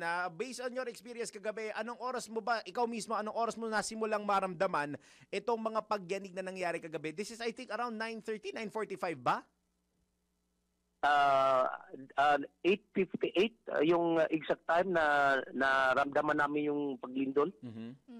Gabi. Tapos, so, yung Bob, mga nakaranas na rin ba kayo ng mga aftershocks? Meron din. Mga umabot hata ng hanggang mga isang oras o hanggang 2 oras na maramdaman mo yung mga aftershocks. Pero hindi naman masyadong malakas yung mga aftershocks. Yung talagang yung unang pagyanig, yun ang pinakamalakas. Okay. Pero sige. Sa ngayon yung kung dalu yung alert, wala, tama ba, ibinaba na? Yung tsunami parang continuous kinancel na ata ng PVOX kasi parang hindi naman sila ata nakapansin. Sa pagkakaalam ko sa mga balita natin kanina, hindi sila nakapansin ng any major tsunami, parang mga factors na magkakaroon ng tsunami. Summary ko lang, no, merong report na lumalabas na may 20 kumpirma na may patay. Confirmed na ba ito? Yeah, sa iba't ibang bahagi yan sa northern part of Cebu. Kasi doon ang epicenter eh. Oo, sa Bugo City. Sige, kuya, at kahit sa kahit sa Cebu City, may natabunan din doon sa may gumuho na structure doon sa isang barangay sa Cebu City. May gumuho doon, may confirmed din na patay. Oh, ayun na. Aside Kuyang Bob sa nasabi mong istruktura yung sa Cebu City, sa pag-iikot mo ba may napansin ka pa bang ibang mga infrastructure o mga gusali o establishmento na sira at hindi pinapapasok baliban dun sa mga simbahan, yung mga heritage, yung mga simbahang siglo na yung itinagal? Bukod doon, may mga kalsada bang sarado ngayon na puro mga cracks na hindi pinadadaanan o mga gusali na talagang wala munang allowed na pumasok dun sa mga nasabing establishment? Yeah, papunta doon sa bayan ng Tabuylan, Narakas, after sa Lindol, ang daming mga boulders na tumabon doon sa highway at hanggang ngayon may road clearing operations. Meron ding isang bayan doon sa barangay o sa lungsod ng Sugod, may clearing operation din kahit natabunan din ng mga pagguho ng lupa. Yung dalawang simbahan, yung mga heritage church, yung partially damaged doon sa isla ng Bantayan at saka yung medyo kalahati ng simbahan ang gumuho, yung heritage church din sa sa lungsod or sa bayan ng Daan, Bantayan. Pero konfirmadong dalawang mga bagong mga food establishments doon sa Bugo City ang ang nag-collapse. Dinala natin mention yung nangungunang mga fast foods kasi yun ang talagang nag-collapse immediately after sa paglindol. Kuyang Bob, kasi kanina nabalita ko rin sa unang oras na aming programa na suspended niya yung yung klase sa lahat ng antas sa malaking bahagi ng probinsya ng Cebu. Pati ba mga private work sinuspended na ng local government o yung government work lang din ang covered ng suspension sa mga oras na ito? Selective lang kasi ang Cebu City as of now hindi pa man hindi masyadong grabe yung pinsala sa Cebu City, pero doon sa from Bugo up to Lapu-Lapu nagsuspende na sila, may pinalabas na silang suspension order, both public and private class, pero doon sa ibang mga municipality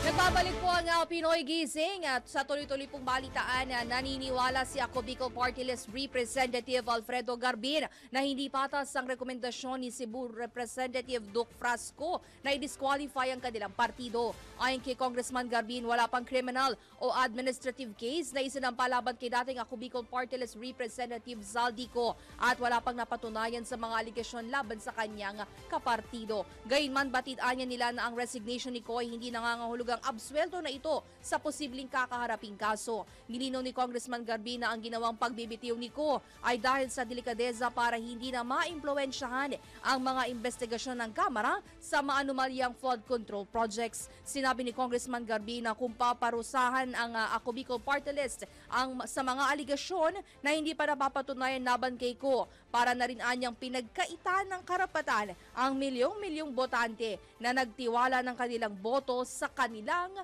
partido. Pinoy Gising! Sa oras po natin na alas 5:30 na po na magandang Wednesday morning. Yahoy! Nasa linya po natin komunikasyon para makausap kumingi ng update sa lagay ng mga kaganapan sa kalupaan natin sa ating bansa. Si PVOX Director Teresito Bacolcol. Director Bacolcol, magandang umaga po. Daryl Justin at Maine Barreto live sa DWIZ at Aliw Channel 23. Yes, sir.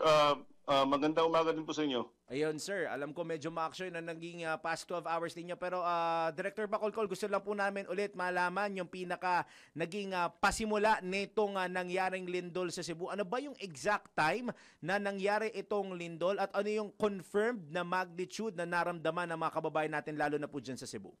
Okay, so ang earthquake sa Cebu, it happened exactly at 9:59 p.m. Just before mag-alas 10, mag-10 o'clock. And yung magnitude is magnitude 6.9. And may lalim ito na 5 kilometers. And yung epicenter niya is 19 kilometers north, 70 east of Bugo City in Cebu. And ang pinakamataas na intensity na na-report sa atin is intensity 7 sa may Daan Bantayan. Ayun, sa may Daan Bantayan. Director, nandiyan pa ba si Direk? Mga naputol ata. Director? Ay, mukhang naputol si Direktor sa ating linya. Oo. Sige, balikan natin mamaya kasi gusto natin malaman dahil dun sa report kanina, ang sinasabi ho ng ating reporter around 8:30 o 9 o'clock Then para 9 meron din na. O, naman, 9 o'clock. 9. 9 o'clock. Pero ang confirmed official time ng earthquake is 9:59. 9:59. So that's a minute after, a minute before 10 p.m. nung nangyari itong nakakagulat na lindol. Confirm din natin ilan na partner yun. Nakita mo na base sa iyong research sa aftershocks. May 100. Almost 100 aftershocks. Confirm din natin to kay Direk Bacolod. Kasi sa kanila manggagaling mismo yung kanilang numbers tungkol sa official numbers dito sa nangyaring lindol. Tingnan natin mukhang nakabalik na ata. Bumalik na si Director Bacolod. Director, are you back? Yes, Ayan. I'm back. Tanong na rin po namin, natuloy po natin yung ating update tungkol po dito sa lindol na nangyari sa Cebu, no? Ilan po ang confirmed aftershocks na simula po matapos yung major na yung magnitude na 6.9? So as of 3 a.m. Kanina, nakapagtala lang po tayo ng 347 aftershocks and ang pinakamataas is magnitude 4.8. So yung aftershocks natin nag-range from 1.4 to 4.8.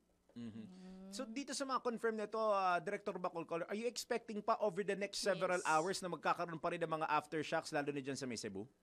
Yes, normally aftershocks would last for several days to several weeks, but eventually dwindle naman yung number niya. But again, we would still expect aftershocks within the next few days and even the next few weeks. Pero yung itong ina-expect po nating aftershocks, hindi naman to kagaya na itong magiging major pa, ano? Well, ang aftershocks by definition are always 1 degree lower than the main shock. So kung main shock natin is magnitude 6.9, we would expect aftershocks at most 5.9. But ang pinakamataas na na-record natin for now is magnitude 4.8.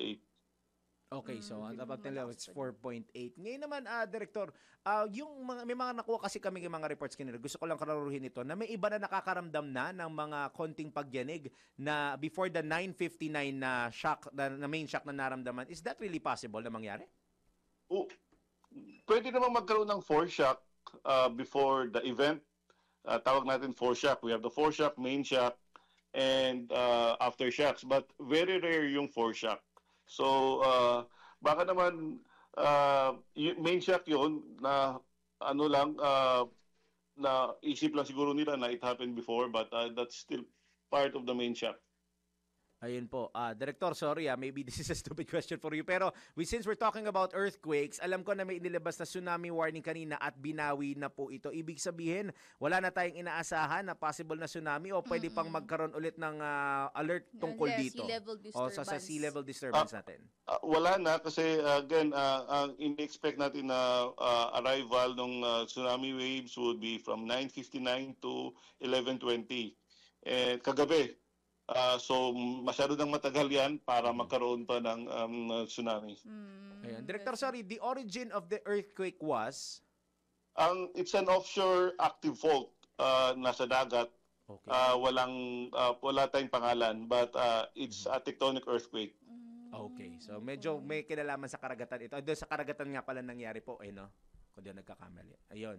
Hindi pa nasa dagat po. Hindi pa naman to, Director, parang pa-teaser nung, kasi ba ilang taon na tayo naghahanda ng The Big One, no? Hindi naman to, kumbaga niya ito mako-consider na, kumbaga parang warning o ito na, yung simula parang ito na, ganyan. Hindi naman, kasi everyday naman meron tayong mga lindol.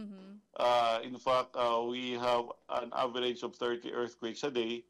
And pero this would serve as a reminder na again para sa atin paghandaan natin yung The Big One. Again, we were part of the Pacific Ring of Fire, so every now and then we'll be jolted by earthquakes. So kailangan talaga natin paghandaan. Anyway, Director, thank you so much for that mga information and update. Ngayon naman medyo shift lang kami ng konti kasi merong paggalaw din dito sa Taal. Sumabog po ba ito o nag-alboroto lang? Well, sumabog siya kasi by definition, anything na may lumalabas sa vulkan, that's already considered as may mga eruption lalo na kapag may ash. So it was an eruption but it's a minor phreatic eruption. Nangyari yan kanina 12:57 to 1:02, 4 minutes. And yung plume height natin is 400 meters. And then we have another event at 2:02 to 2:15, so bale 13 minutes. And it's a minor phreatomagmatic eruption. Ito mas mataas, umabot ng 2,500 meters yung plume height. Okay. Ayun. Pero Director, this is not a reason para itaas pa ninyo kasi parang nakita ko na naka-alert level 1 pa rin po yung Bulkan Taal. So nananatili pa rin bang alert level 1 itong Bulkan Taal until this hour? Yes, nasa alert level 1 pa rin yung Taal Volcano. In fact, marami naman tayong mga phreatic eruptions or even minor phreatic eruptions nangyari in the past months. So the last minor phreatic eruption was in last September 11. Meron tayong last July 17, a minor phreatomagmatic eruption naman. And still, we maintain the alert level at alert level 1. Ayun po. Sige, Director, makakasa po kayo na over the next hours and days, malaman makakausap po namin, mangungulit kami sa Mapagunlakan. At alam kong busy kayo, Director, pero again, maraming salamat una sa paggising na napaaga at sa pagpapaunlak sa amin. At mag-ingat din po kayo, Director Bacolcol. Maraming salamat po sa information na hatid ninyo. Yes, maraming salamat din po. Ingat, sir. Thank you po. Sir. Ayan po, nakausap natin ang Director ng PVOX na si Director Teresito Bacolcol. Pino Gising! So pinag-ingat pa rin yung mga kababayan natin lalo na sa Cebu at yung mga nakapaligid po dyan sa taas ako naman pwedeng mangyari lalo na sa mga araw at oras na ito. Iba yung pag-ingat at huwag kalimutang magdasal. 38 minutos na makalipas ang alas 5 ng Wednesday morning! Yahoy! Okay, tanggap muna tayo ng mga report. Tanggap naman. Tawag tayo ng patrol report. Ang mga mambabatas hinimok ng palasyo na ipasa na ang Freedom of Information Bill sa gitna ng investigasyon sa flood control projects. Alamin natin ang detalye mula kay Patrol 13, Gilbert Perdes. Hinimok ng Malacanang ang mga mambabatas na ipasa na ang Freedom of Information Bill sa gitna ng mga panawagan ng pagiging bukas at pananagutan sa investigasyon sa flood control projects. Ginawa ni PCO Secretary Dave Gomez ang apila sa pagdalo nito sa pagbubukas ng Global Conference of the International Day for Universal Access to Information 2025 sa lungsod ng Pasay. Ayon kay Gomez, ang bill na ito ay magtataguyod ng global standards at magpapalakas daw sa ating demokrasya. Ang Pilipinas ang unang bansa sa Timog Silangang Asya na magiging host ng nabanggit na pagtitipon o conference.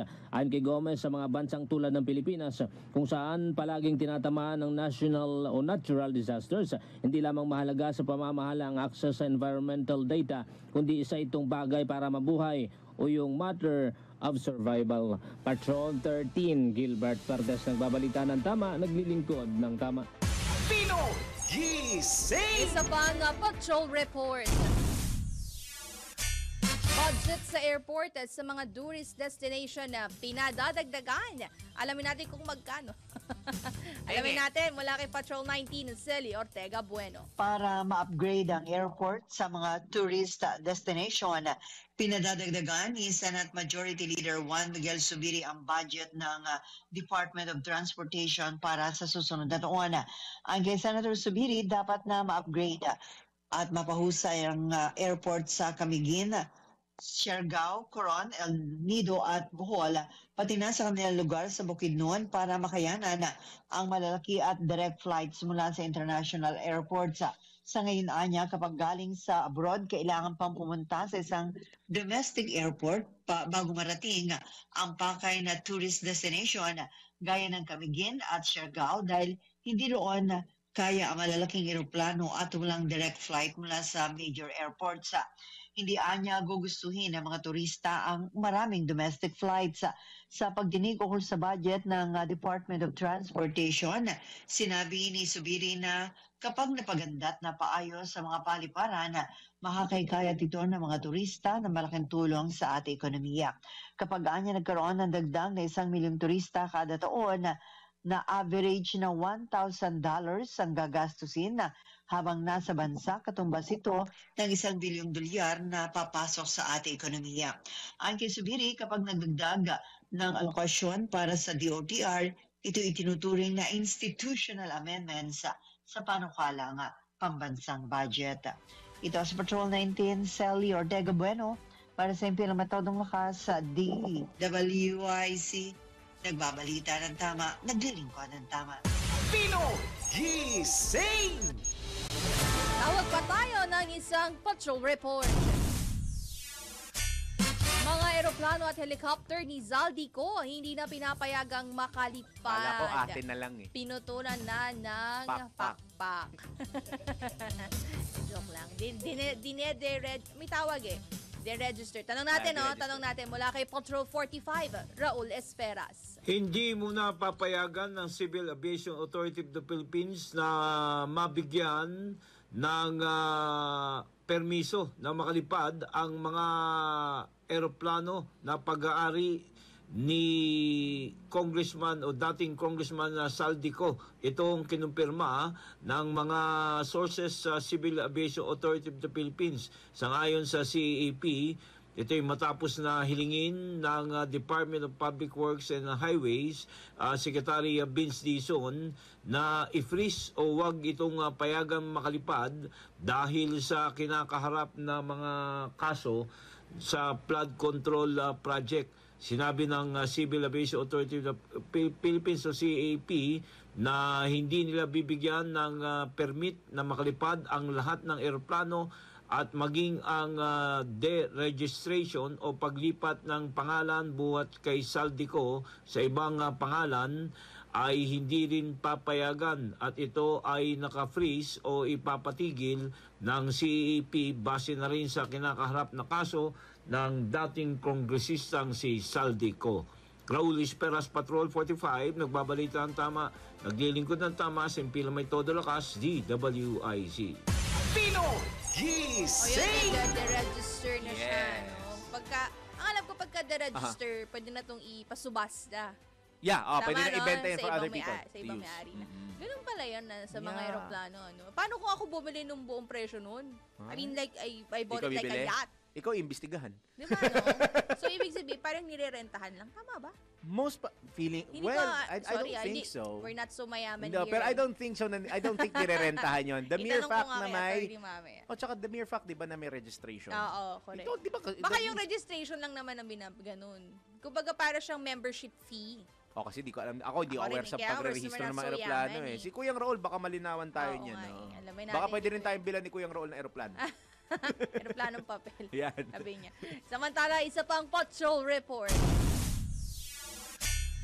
Diskaya couple, handa nang magsiwalat ng lahat ukol sa flood control scam ayon sa abogado. Alamin natin ang detalye mula kay Patrol 38, Jen Patrolya. Handa ng ilantad ng mag-asawang kontraktor na sina Curly at Sara Diskaya ang lahat ng kanilang nalalaman hinggil sa mga personalidad na sangkot sa questionableng flood control projects. Ito mismo ang kinumpirma ni Atty. Cornelio Samaniego III, legal counsel ng pamilya Diskaya matapos na nagtungo sa tanggapan ng Independent Commission for Infrastructure sa Makati City. Ayon sa abogado, mismong si Curly Diskaya ang nagsabing mas pipiliin na niyang magsalita kumpara sa manahimik na labang habang nagpapatuloy ang investigasyon sa korupsyon. Kahit ito pa man ay mamatay na, merong silbi pa rin sa lipunan. Gayunman tumanggi ang abogado na pangalanan ng mga sangkot at sinabing nakasaad na ang mga ito sa sinumpaang salaysay ng kanyang mga kliyente na kasalukuyang pa nilang dinaragdagan. Sa ngayon, nasa protective custody na ng Department of Justice ang Diskaya couple pero hindi pa itinuturing na state witnesses.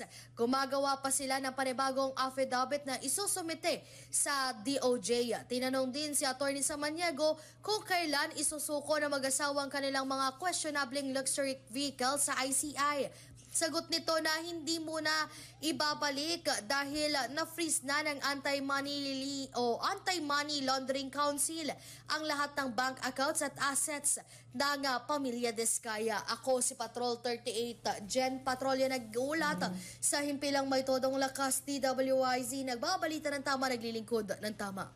Kapag may bagong balita, naka-on air, agad-agad, DWIZ Patrol Report!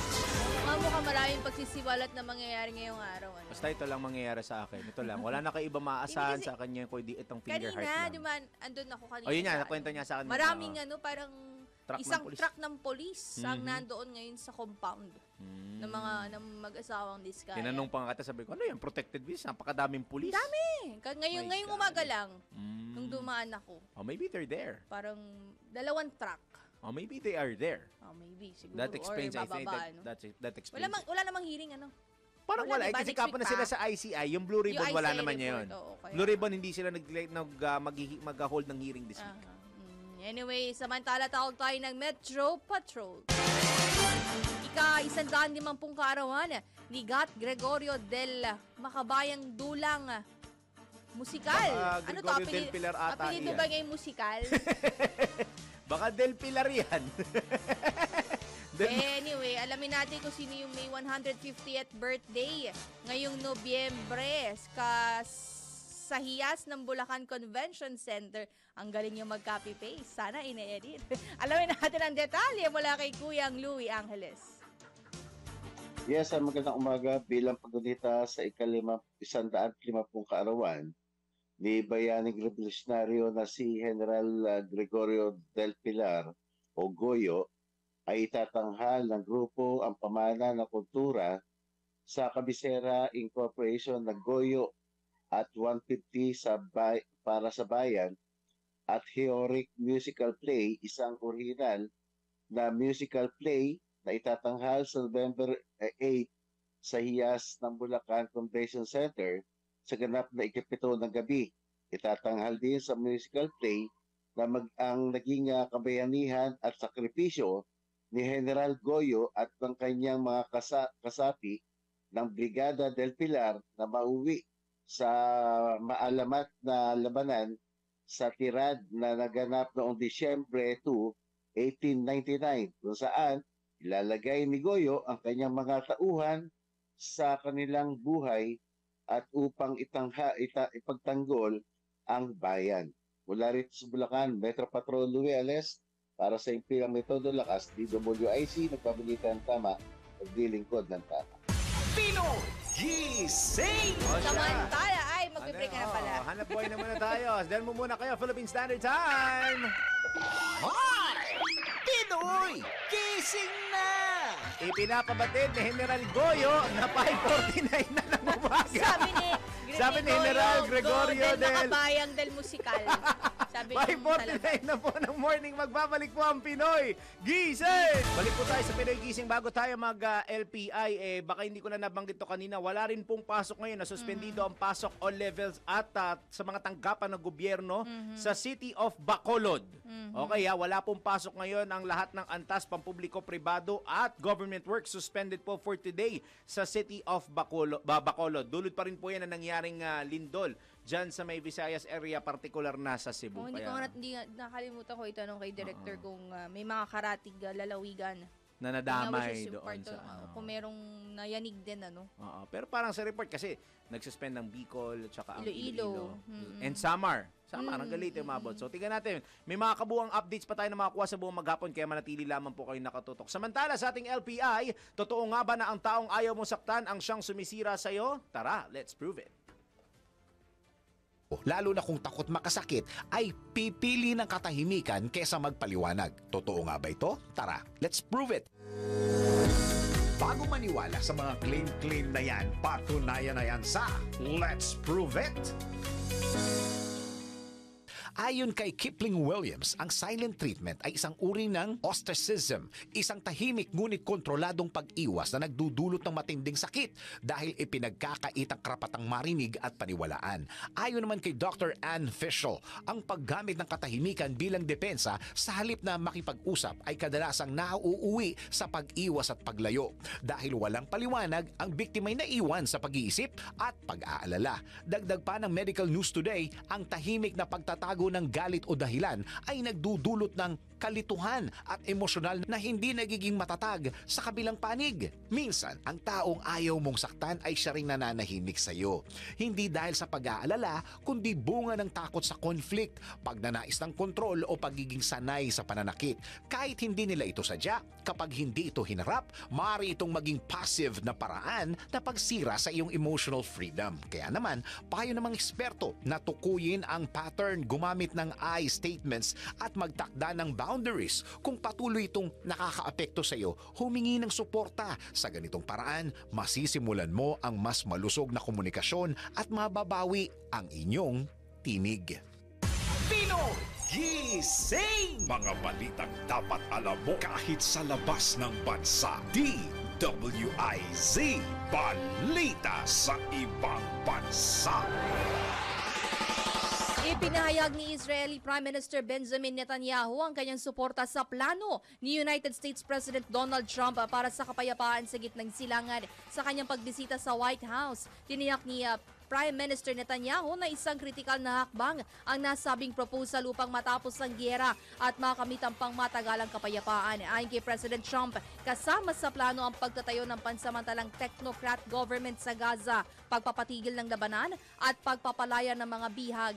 Maglalagay din ng regional at international forces upang magbigay ng seguridad at suporta sa muling pagsasaayos ng Gaza. Pinoy Gising! Sa mundo ng palakasan, ang latest malalaman sa DWIZ Sports News. Dahil masaya pang sumahod si Ian Gapon, good morning muna mga kababayan sa kabilang. Oy, tsaka happy birthday kay Gat Gregorio Del Pilar. Pilar. Siya po yun. 150 years. Ang kanya anniversary. Mali ako ng basa kanya. Hindi pala musikal ang apelyido. Sa kabila ng pagkaantala ng laro dahil sa malakas na ulan, matagumpay na naipanalo ni Filipina tennis ace Alex Ayala ang kanyang unang laban sa WTA 125 tournament sa Zhuhai, China. Tinambakan ng 18 anyos na, 18 lang pala siya, na Filipina tennis star ang Polish veteran na si Katarzyna Kawa sa score na 6-2, 5-7, 6-4. Sa pangwakas na set, ipinakita ni Ayala kanyang determinasyon at galing upang tuluyang selyuhan ng panalo. Dahil sa tagumpay na ito, umabante na po siya sa second round kung saan makakaharap niya ang Chinese wildcard na si Liu Yani. Pinoy Gising! Samantala sa ating showbiz, si Shubi na naman. Shubi na naman? Ano ba yan? Ang dami ng airtime nito Singilin mo. Shubi Etrata nagpaliwanag sa tila pandidiri niya kay Vice Ganda at Janela Salvador. Inaming wala siyang utang na paliwanag sa publiko sa pagiging malapit nila ni Clea Piñada. May point naman. Alamin natin ang detalye niyan mula kay Mima. Nasaan siya? Anton. Mga latest na pinag-uusapan, mga latest na pinagchichismisan. Pinoy Gising! Showbiz Spotted! Eto na nga. Wala pa siya dito. Eto na siya. Patakbo na ba? Tingnan natin kung lulundag, tatambling o magpa-flying kick. Malupit pa naman mag-flying kick yan si Anton. Tingnan natin kung ano nangyari. Ito na. Ito na nga ba? Hello guys, 5:56. So ano nangyari sa ating showbiz partner? Okay. Wala akong, alam mo sa totoo lang hindi ko kilala to si Shubi Etrata. Sino ba to? Si Shubi, yung sa PBB. Yung sa PBB collab ng GMA artist. Siya nag-deactivate ng X account. X account. Which is Twitter dati. Dahil nga doon sa kanyang pandidiri. Ano naman? Kasi nga nag-comment siya doon, ew. Tapos, yung trotropahin. Yung trotropa jojowain, yun niya yun. Ew. Ayun. So, nag-comment siya, hanapin niyo na lang. Hindi namin alam kung saan hanapin eh. Tapos, ano ba yung isa, partner? Yung isa yung kay Janela Salvador. She doesn't need to explain parang daw. ang paliwanag naman ay nagkaroon ng kumbaga may little confirmation na they're close and they're very kumbaga kanilang relationship ay nasa ibang level. Hindi nila walang label kumbaga. Para bang masasabing open relationship? Parang sila magulong usapan. Malabong usapin. Pero the third party is denied naman. Kasi parang ongoing nga yung pakikipaghiwalay nito ni Clea Pineda sa kanya. And she does it an explanation to the public daw. It's karapatan niya naman yun. Pero the mere fact na ikaw ay public figure, you need to. Siyempre kailangan mo ng pa-clue, At saka syempre, people, especially yung mga fans mo, are looking up to you as a good example. So I think they deserve better. Yes, corrected. So yun lang naman yun. Konti paliwanag na wala pong nangyari. Hindi yan lang. Okay, fine. Kung ayaw mo, diwag. At yun na po ang ating showbiz. Hindi mo na kailangan sabing, wala akong utang sa inyong paliwanag. Just no comment. Wala na, yun na lang. Alam na either namin yun, di ba? Hindi ka magsalita o sabi mo lang, no comment. Yeah, that's exactly. It. Parang sa mga politiko lang yan. Kung Eto, wala kang kasalanan. PR advice. Yan. Yun lang. Pero mahal na yung susunod. Tama na. Sige. At saka it's better to say no comment than to say nothing at all. Correct. At NP, yun na po. defensive. Defensive. Looks defensive. Ayun. O siya, yan ang ating showbiz news mula sa amin ni Larmaine. Mula sa amin pala. At narito ang ating patama quote for today. Huwag kang matakot magsimula ulit. Mas nakakatakot yung forever kang stuck. Always have progress. Ang pagkakamali ay parte ho ng proseso. Parang sa budget, ang pag-i-insert po ay parte ng pagbabudget. At ng proseso ng pagbabudget. Yan ang importante. At yan na po ang kaliparan ng mga balita yung tinampok sa Pinoy Gising. Kami po niya nakasama sa ngalan ni Mima Anton, Daryl Justin. Main Barreto. Kami po ay nagbabalita ng tama. Naglilingkod ng tama. Ang tabayanan, marami pang updates ukol doon sa nangyaring lindol sa Cebu sa susunod na programa. Pasada Balita kasama sina Kuyang Johnny Banyes at Drew Nasino. Alas 6 na ng morning. Pasada Balita, susunod na. Tayo nang isigaw ang sigaw ng sambayanan. Pinoy Gis!